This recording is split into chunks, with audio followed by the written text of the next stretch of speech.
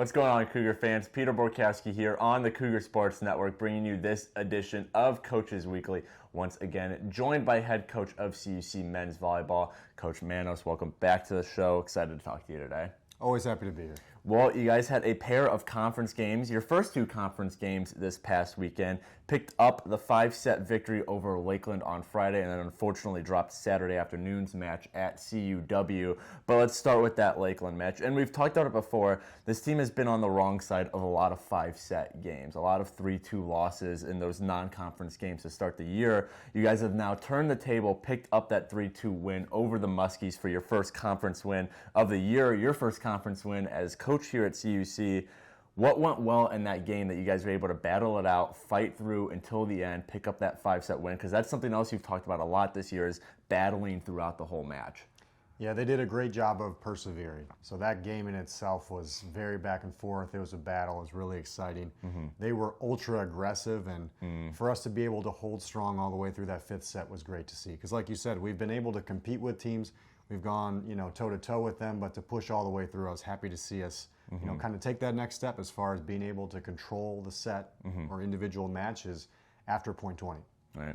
Well, and then the next day, like I said, you guys did drop that game against CUW. So what happened that game? CUW is a good program. They always are a decent team. But what exactly did you see in that game that you think needs to be improved upon before the next set of games? First set was great, honestly. I mean, we were neck and neck up until about point 20, and then our guys pulled through. So after the first set, we felt really good. Their service pressure after that, it increased a lot. Okay. So that got us there, and I think for us, just finding a way to bounce back a little bit quicker was needed. So it was tough in that second set, but our guys found a way to keep pushing. Third and fourth set, it was a lot more competitive. So I appreciate their bounce back. They were just a little more consistent than us. Yeah.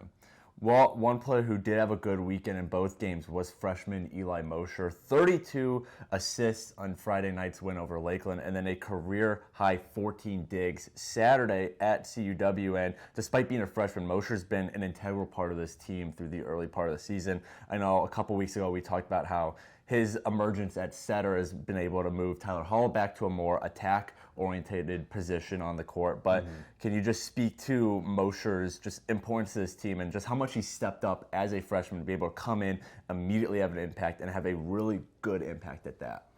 Eli is a student of the game, and it's been awesome working with him. The first thing we did when he came in was just emphasize his defense, right? So clearly they were targeting him, and he did a great job of just re-embracing those defensive principles. Right. So even though they were going after him, I mean, he got a lot of positive touches. That's why he got that high dig total, and I'm happy to see him get that double-double for the 3rd time this season. So he's really focused on watching film, really focused on getting better.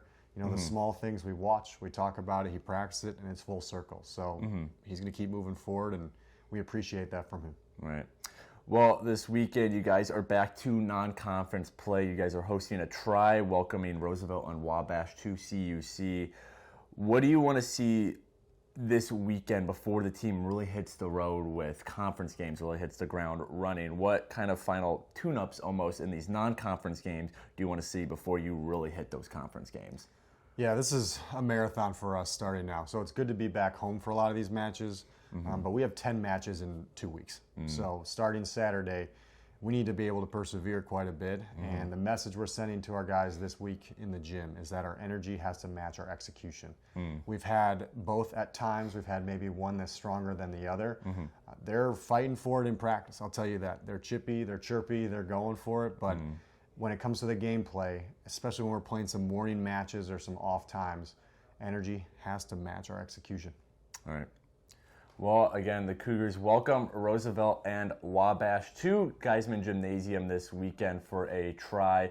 That Roosevelt game starts at 10 a.m. while the Wabash game is set for 3 p.m. Coverage can be found at our website, cucougars.com. The live stream can be found on our YouTube page, CUC Sports. Coach Manos, thanks again for joining me today. Good luck this weekend. Hopefully you can pull out a couple of wins before we talk next week. But until then, this is Peter Borkowski signing off of the Cougar Sports Network and wanting to say, as always, go Cougars.